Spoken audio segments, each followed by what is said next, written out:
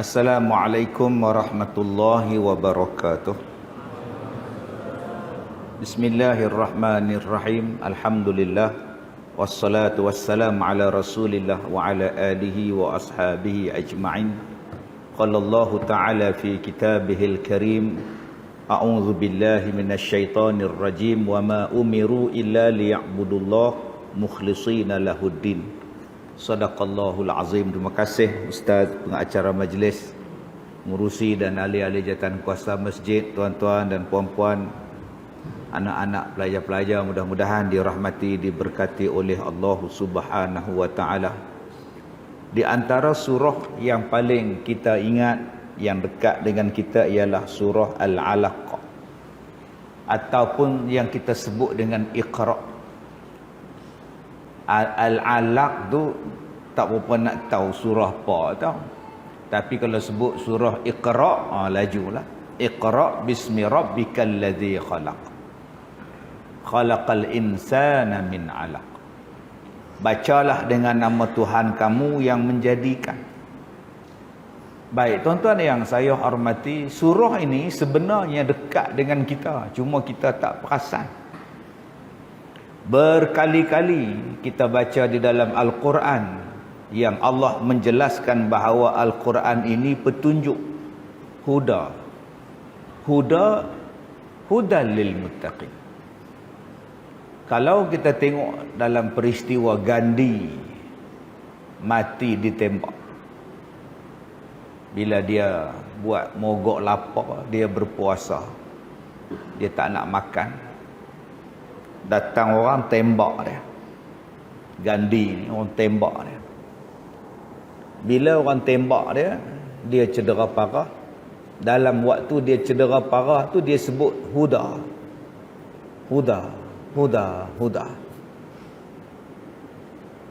Dia minta huda, petunjuk Tuhan. Dalam bahasa Hindustan pun sebut huda, bukan Buddha, huda. Petunjuk, minta kekuatan daripada Tuhan. Lalu orang bertanya kepada dia, kenapa tak minta benda lain? Sebab Gandhi ni pernah sebut, setiap benda yang baik adalah Tuhan. Setiap benda yang memberi kebaikan itu, itulah Tuhan. Bila dia kena tembak, orang kata kenapa tak minta kat benda lain? Kenapa minta kat Tuhan? Ini Gandhi disebutkan huda. Di dalam Al-Quran Allah Ta'ala sebut berkali-kali hudalil muttaqin, petunjuk kepada orang yang bertakwa. Maksudnya apa perkara yang berlaku kepada kita, maka jalan penyelesaiannya ada di dalam Al-Quran. Sama ada benda tu sedang berlaku, telah berlaku, akan berlaku, hudalil muttaqin. Dia adalah mukjizat. Al-Quran ini merupakan mukjizat. Satu perkara besar yang luar biasa yang diberikan kepada para nabi dan rasul. Dan kita bertuah sangat-sangat mukjizat nabi itu kita boleh pegang, boleh simpan, boleh baca, boleh rujuk. Ada yang kata kalaulah saya dapat tongkat Nabi Musa, seronok ustaz. Senang pergi Langkawi, tak payah naik feri. Pukul laut terbelah, tak payah naik feri, naik kereta pergi Langkawi. Ustaz, saya kalau dapat mukjizat Nabi Ibrahim seronok. Kalau terbakar apa-apa saya masuk pergi padam, tak terbakar saya. Yang kamu duk seronok dengan mukjizat Nabi Musa, Nabi Ibrahim dan sebagainya, kamu tu bukan Nabi. Kalau kamu dapat tongkat tu pun tak boleh buat apa. Adik-adik ni dapat tongkat Nabi Musa, campak jadi tongkat, dia tak jadi ular. Pasal kita bukan Nabi. Tetapi mukjizat Nabi Muhammad, Al-Quranul Karim, kita boleh pegang, boleh rasa, boleh tengok, boleh baca, boleh ambil manfaat, boleh rujuk, boleh kaji, boleh jadi panduan. Itulah istimewanya kita umat Nabi Muhammad SAW. Masalahnya kita ni setakat mana yang kita rapat dengan Quran, kita kaji Quran.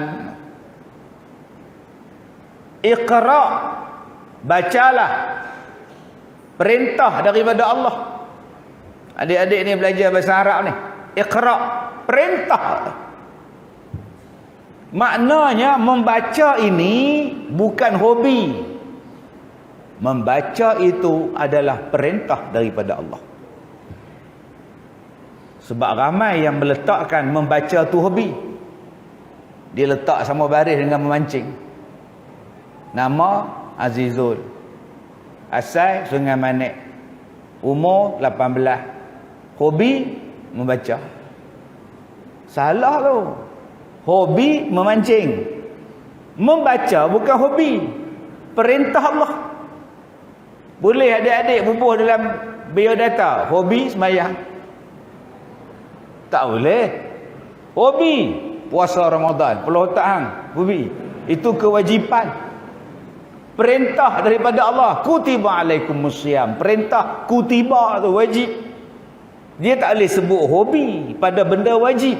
Tak boleh sebut hobi pada benda perintah. Allah kata iqra, bacalah. Maknanya membaca ni satu kewajipan, satu perintah daripada Allah Subhanahu wa taala.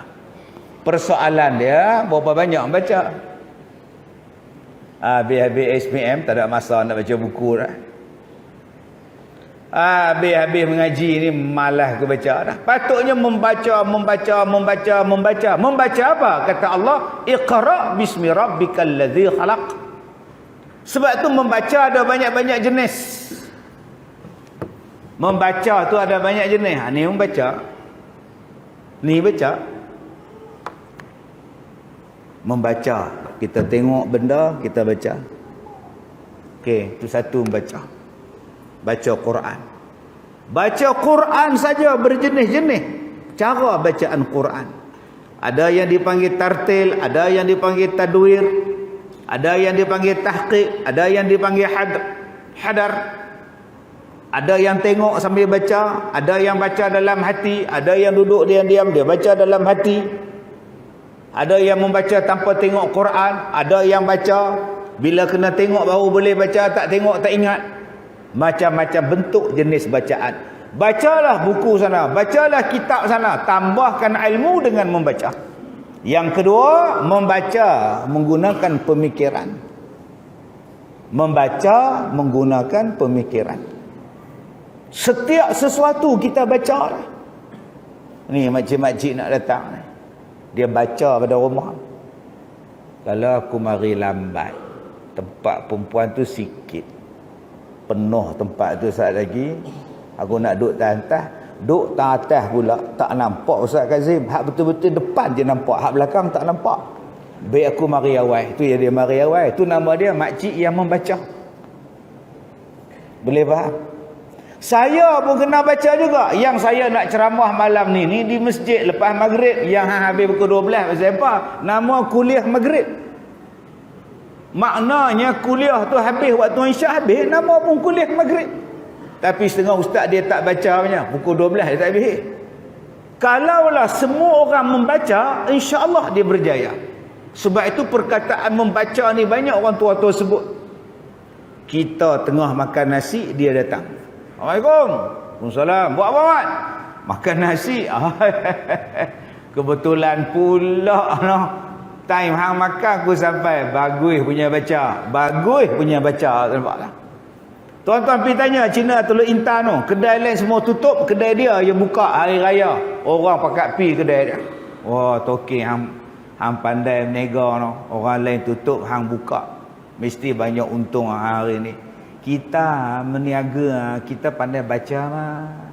Talah baca, kita talah untung punya. Nampak? Kita mesti pandai baca mah. Tu nama dia iqra. Tuan-tuan tengok badminton, pengulas sukan. Lee Chong Wei lawan Taufik. Taufik ke belakang, dibalas oleh Lee Chong Wei. This smash daripada Lee Chong Wei gagal dibaca oleh Taufik Hidayat. Gagal dibaca. Apa maknanya? Dia gagal membaca. Nak angkat shuttle macam mana? Kalau tuan-tuan membaca setiap sesuatu dengan jalan yang Allah Ta'ala redha, maka jalan yang tuan-tuan buat itu insya-Allah betul. Sebab itu kita baca, kita nak buat, kita fikir, kita nak kaji dan sebagainya. Itu kata Allah, Rabbika, bismi Rabbika, dengan nama Tuhan engkau yang menciptakan. Maka apa yang kita kena buat? Aku buat ni Allah redha. Kalau Allah redha aku buat. Kalau Allah tak suka aku tak buat. Senang je hidup orang Islam.